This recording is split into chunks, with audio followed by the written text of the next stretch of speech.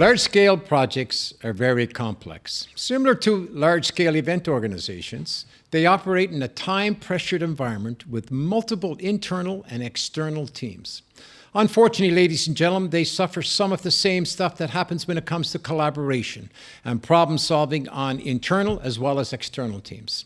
On today's podcast, we discuss the why. Why does it happen on projects, and why is there such a challenge when it comes to collaboration and problem solving between internal teams as well as external stakeholder teams?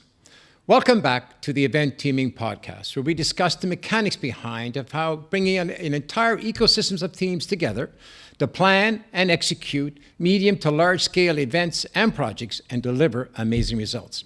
My name is Gordon Penny. Ladies and gentlemen, I'm honored today to be able to welcome to the podcast Craig Bahiri, who is an expert professional in the coaching world within large-scale projects and is from the organization called High Impact Coaching. Craig, over to you. Can you set us a scene, a little bit of background on yourself and how you come to do what you do? Sure. Well, first of all, thanks, Gordon, for having me on your podcast. I think your commitment to helping teams collaborate effectively together will make a big difference in the event management clients. My partner, Dennis Percy, and I have been working together for about 7 or 8 years. Neither one of us are engineers, but we've both been working heavily with engineering industries for the last 30 years. Mostly oil and gas projects, oil and gas delivery teams, some rail and transportation projects, luxury retail and hotel residence properties, kind of like your Pearl down in Doha, and quite a few pharmaceutical phase 3 clinical studies, which also deliver better outcomes by working collaboratively.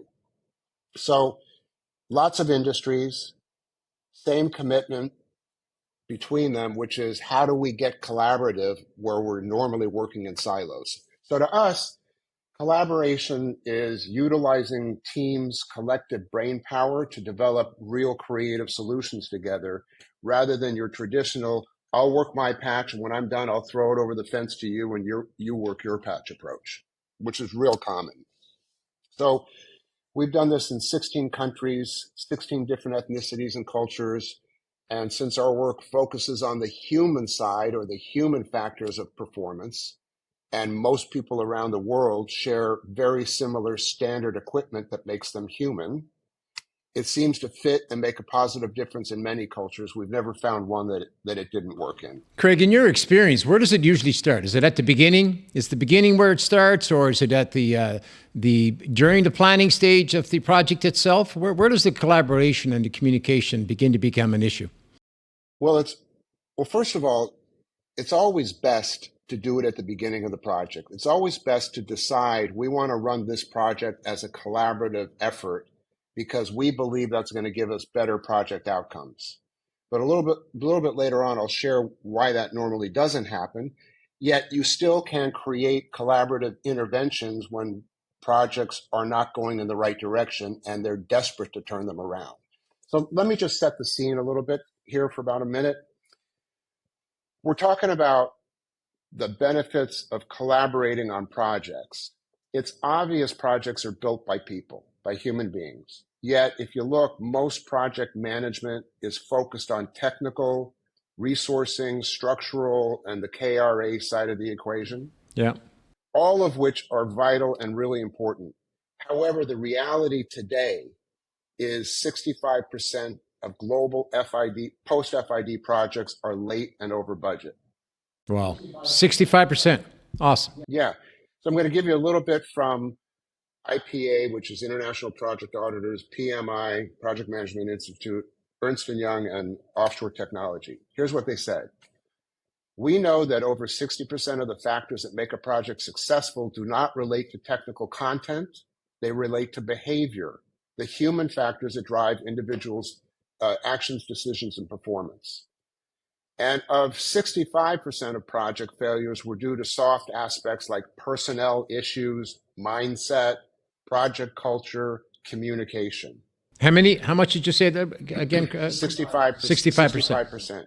Here's one more stat that's really interesting. For every $1 billion spent on a capital project, 10% is at risk just due to ineffective communication alone. Just that. Incredible. Okay. So what they're all pointing to is the importance of effectively addressing the human side of performance, and because most of what they talk about there is the cultural human stuff. Right. Hence the expression, you may have heard Peter Drucker, culture eats strategy for breakfast. And Gotcha. that's 65%. That's what it's talking about. So we've observed that if project owners, team managers, contractors include a focus on the human side, culture and collaboration, remarkable, extraordinary results can be produced, like 20% cost savings off of a billion-dollar project. That's $200 million or $100 million. And early project completion and handover to the operations. So we're working on collaboration, but the outcome is making projects more profitable. So, Craig, it's easy to say. I mean, you know what? And I think we both concur. It's easy to say collaboration. So, what do you do? What do you and high impact coaching do when it comes to going into a project and actually establishing that framework? What exactly do you establish the collaboration framework? Well, let me give you a couple of real project examples, okay? There was a project called World Trade Center 3 in Jakarta. It was a 48-story high-rise building in central Jakarta. 2 owners as a JV, an engineering team, consultants, and a construction team. Depending on who you talk to, it was running 4 to 6 months behind schedule. They had already leased the top 10 floors, so late delivery meant millions of dollars every week in penalties plus escalating legal fees. They were 5 floors out of the ground. So this was a turnaround project. They didn't do collaboration from the beginning. So here's the hurdles. As with a lot of lump sum contracts, they had silos formed between engineering and construction, pressures built up between those teams, ineffective communication, relationships non-existent, a lot of emotion, a lot of temper flare-ups. So we came in, they asked us to come in and say, do what you do on culture to turn this project around and make it on time. So we did a cold eyes review, and we found that the number of critical path issues were actually being managed to an acceptable rate. But the management's inability to get commitments from the constructors to turn it around created all this tension. So that was the scene when we walked in. I'll give you one quick example of how it showed up. The engineering manager would send a site instruction to the construction manager, who would tell me, we have to do it because that's our contract, but I spend 2 days covering myself legally and contractually. So we went back to the engineering manager and said, Julian, don't do that anymore. Here's the new protocol. If you want Graham to do something, call him up, have him come across the road to the Starbucks, have the conversation together, agree, and once you agree, you send the site instruction just as a follow-up formality, because you've already agreed. So right there, that's an example of taking them out of a counterproductive way of working, aggressive site instructions, and getting them to work together or collaboratively. Okay, so then with the wider team, remember you have 200 people in engineering and construction, guys on site. Every week it's getting further and further behind schedule. And because they were 5 stories out of the ground, we didn't have the luxury to take people off site for 2 days and run a workshop. So what we did was we did bite-sized 2-hour joint meetings every 2 weeks. So in the meeting, you had maybe 18 people that represented all those entities, architects, consultants, construction, engineering. And we would sit them at tables where each table was populated by all the entities. So say 2 or 3 tables, okay? And the first thing that we would do is we would give them a communication tool just to warm them up so that they could pay attention to the quality of their speaking, not have it be aggressive, and the quality of their listening to other people's ideas.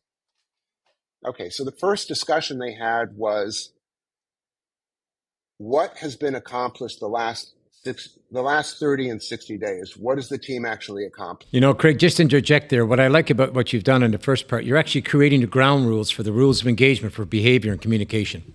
And I think that's the first thing that's crucial to the exercise, because you can get into conflict, you can discuss issues all day, but if you don't have those rules of engagement for how we behave and how we communicate with each other, then it's going to be coming into either passive aggressive behavior or definitely shattered relationships and so forth like that. Sorry, continue on. So the first table conversation they had was what's been accomplished the last 30 and 60 days. They'd work on it for 15 minutes, they'd scribe it, then they would report out. And it was like a breath of fresh air, because most meetings focus on what's not working. Gotcha. And it misses what is working.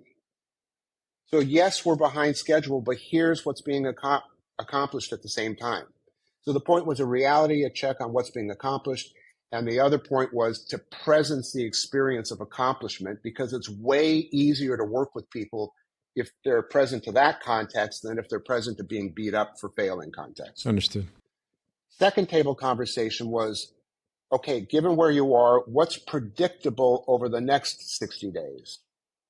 So they would meet with their groups, they would have that conversation, they would scribe it, they would report it out, and we would call the common themes together, and they would get clarity and alignment on the likely predictable future in front of them.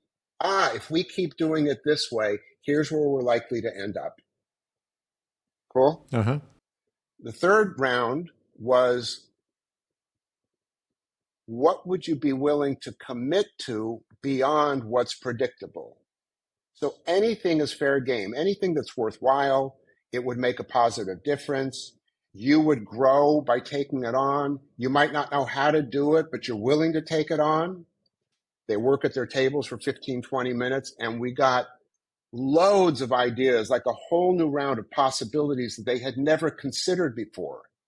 So those ideas they came up with were invisible to them in the old mindset that they had, the old aggressive, protective, surf Tylo mindset. So then they'd align on implementing those breakthrough ideas.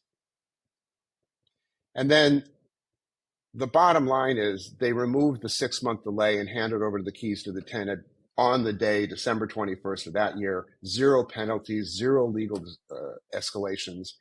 And the other thing we got them to see was they were in fact collaborating in those 2-hour sessions, because they were sitting with everybody. They were actually collaborating to have those table conversations without even knowing it. And then they would bring that collaboration back onto the site and continue doing that. You scaled it up, basically. You scaled it up and out. Yeah. And with that particular team that you met normally, Craig, would you continue to meet with them then as you're clawing back time on a 6-month delay? Well, yeah. So we did those two weekly things until the end of the project, or until they had. See, one of the measures was it was taking them 14 days to pour a concrete floor. They just did the math. How many floors do we have left? It's 6 months. So they had to get down to 7 to 8 days of floor, and we did. We got them down within 2 months. We got them down to 7 to 8 days of floor.